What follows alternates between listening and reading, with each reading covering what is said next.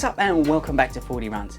Now if this is your first time at Fordy Runs, I want you to smash that pink button down there that says subscribe on it. Go over to our Facebook page and join the Fordy Runs running community and check out the description, there's loads of cool things down there.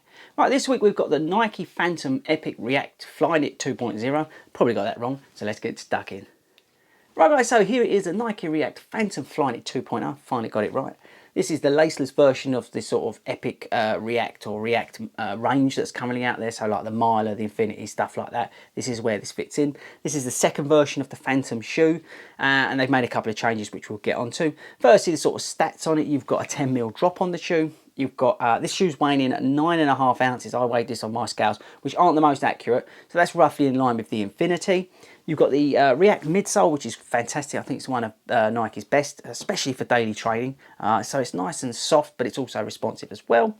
You've got a decent amount of rubber on the outsole, borrowed from the Infinity, looks very similar, but that provides plenty of traction, which is awesome.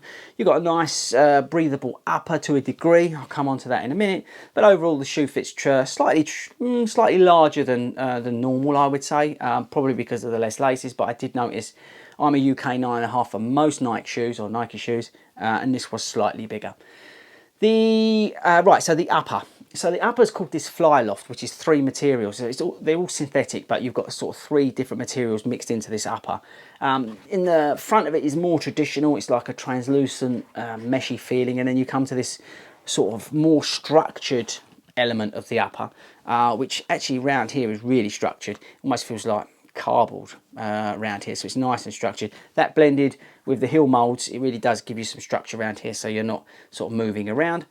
You've got the well, where the lacing was, you've got this sort of, it's called fly wire, so they're like elastic bands kind of thing that go over your feet, that lock you down.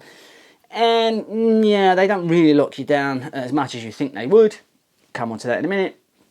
But that's basically the technology that we've got here from Nike. So how does it feel? Well, like I said, these don't really make too much difference, I've got to be honest with you. They've kind of put it on there as I think maybe is a bit of a gimmick. It might be because these, as I said, I should have probably gone down half a size in these. I didn't realise that they would come up as big as they have, which is interesting because the first Phantom, which I did have a pair, they were true to size. So this is slightly bigger than I was expecting. So maybe on a slightly smaller size, this fly wire technology that they put on there will create more of a snug feel on it. The shoe is quite stiff. I don't know if you can see that, but it's quite stiff. I did enjoy the React, but it didn't feel necessarily any more responsive or less responsive than running in a pair of Infinities or the Miler. So that was fine. I did notice the stability at the back. I did like that part of it. It was quite stable at the back. And you obviously do get a nice little ride through from heel to toe, which is quite nice to soak up those sort of daily miles, which is where I would use this shoe. Talking about where I would use this shoe, this is for those daily miles, 5-6k, where I just need to get out, bank miles. I love laceless shoes, or sort of these all-in-one boot shoes. Actually, is probably what I prefer more than anything else, because I like just because I'm lazy, just to slip on a pair of shoes and go. So I do like that. I like, you know, the on-running ones. I've got a pair, as you know, of the Infinity. So I kind of like that sort of whole boot all-in-one thing. But I have a few problems with this shoe. Firstly, and the most annoying thing, is the insole. Now, I don't know whether the camera's going to pick up on this. This has the worst fitting insole I've ever seen on a pair of Nikes. I don't know whether that's coming out on camera, but it actually goes like that. And there's so much flexing in that. I don't know whether that's, hopefully it's coming out.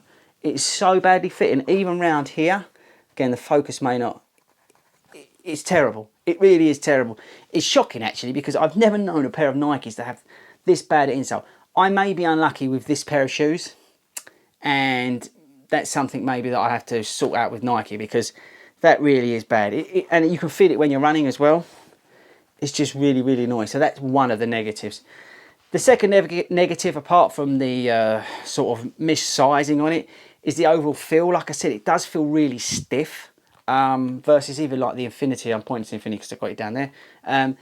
But it just feels really stiff. It also feels heavier than it is for some reason. I don't know why that is. Maybe that's just me in my mind, but it felt heavier. The lacing, like I said earlier, is not really doing anything for me. Sorry, not the lacing, the fly wire thing is not really doing anything for me. I did find that that wasn't really locking me down. and the breathability was okay, but up here I was getting warmer than I would have expected. There's a lot of material there. So it leads me to the sort of conclusion, why would you spend £115 on this shoe? I can't work that out, and maybe I made a bit of a mistake buying these, because as I said, I like the first Phantom and I like having shoes where I can just slip them on and run. So when this came out, combined with the React and everything else that the Infinity had, I thought, oh, that's a good shout. But at £115, apart from that, which maybe is just a one-off, it just seems a bit pointless. I think maybe if you're doing like gym work, getting on a treadmill, and that sort of stuff, this is probably where it could come in, because it's easy to stick on. You've got some support. If you get the sizing right, I really recommend going and get them checked out in the store.